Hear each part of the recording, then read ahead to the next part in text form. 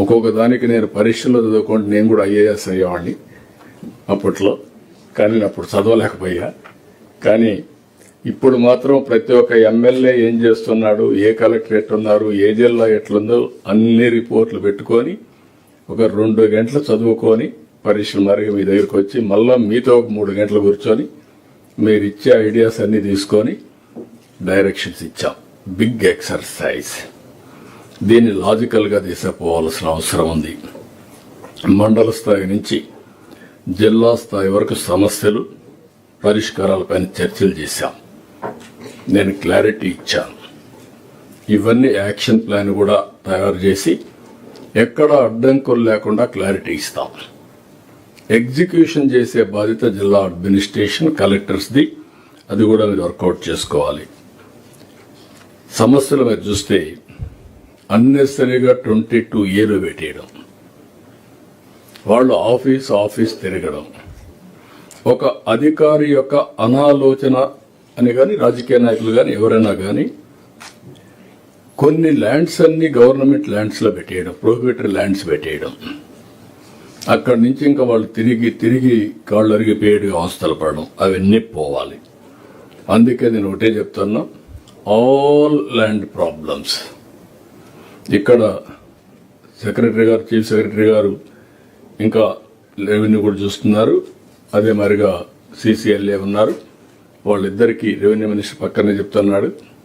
కానీ ఆయన సమర్థత ఆఫ్టర్ 1 year తెలుస్తుంది. నేను వెరీ క్లియర్. ఎట్టి పరిస్థితుల్లో 0 tolerance, 0 error ఇన్ రెవెన్యూ. అది జరగాల్సిన అవసరం ఉంది. టెక్నాలజీ ఉపయోగపడుతుంది, ఉపయోగించుకోవాల్సిన అవసరం ఉంది. ఇక్కడ రెండో విషయం కూడా రోడ్లు, వంతెనలు, టూరిజం ప్రాజెక్ట్స్, లిఫ్ట్ ఇరిగేషన్లు ఇవన్నీ కూడా మనం ఎక్కడికక్కడ కంప్లీట్ చేయాలి. మనం తీసుకునే నిర్ణయాలన్నీ అట్మోస్ట్ ఎఫిషియెంట్గా ఎగ్జిక్యూట్ కావాలి.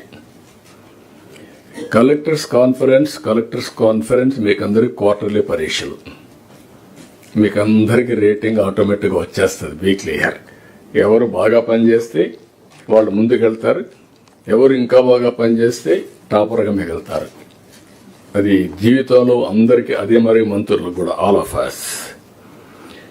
ఇంకొక పక్కన నేను టెక్నాలజీ ఉంది కాబట్టి బ్రాడ్గా అందరి పర్ఫార్మెన్స్ని అనలైజ్ చేస్తున్నాను.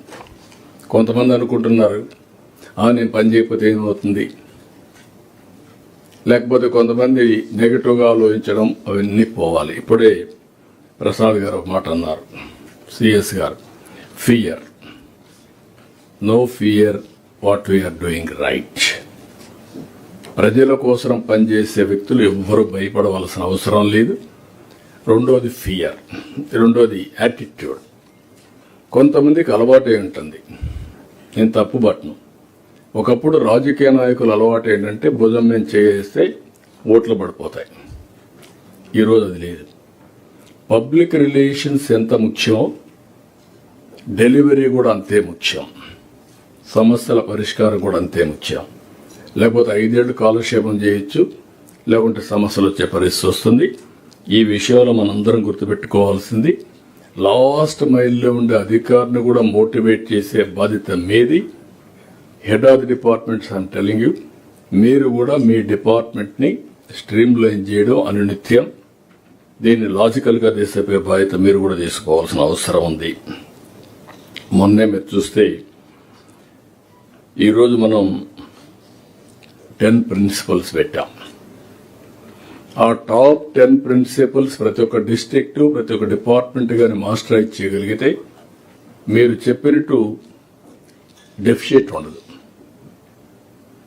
Either power is surplus, water is surplus, logistics will be the best in the world. Like that all 10. Education అన్ని కూడా మనకు ముందుకు వచ్చే పరిస్థితి వస్తుంది. ఇటీవల మీరు చూస్తే ఒక